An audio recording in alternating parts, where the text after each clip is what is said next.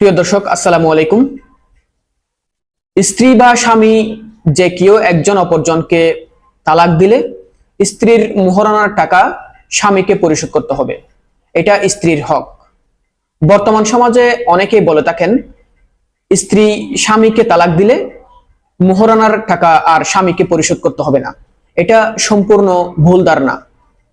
তালাক স্ত্রী দিক বা স্বামী দিক যে কেউ একজন অপরজনকে যদি তালাক দেয় তাহলে স্বামীকে অবশ্যই স্ত্রীর মোহরানা পরিশোধ করতে হবে।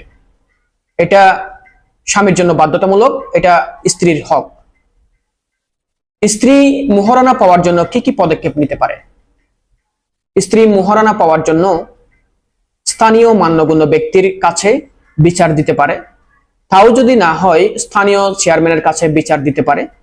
তাও যদি স্বামী পরিশোধ না করে তাহলে পারিবারিক আদালতে একটি মোহরানার মামলা করতে পারে। মোহরানা মামলা করার পর আদালত যেভাবে স্ত্রীর মোহরানা পরিশোধ করার জন্য স্বামীকে আদেশ দিবে সেভাবে স্বামীকে অবশ্যই স্ত্রীর মোহরানা পরিশোধ করতে হবে। ভালো থাকবেন, আশা করি বুঝতে পেরেছেন। আসসালামু আলাইকুম।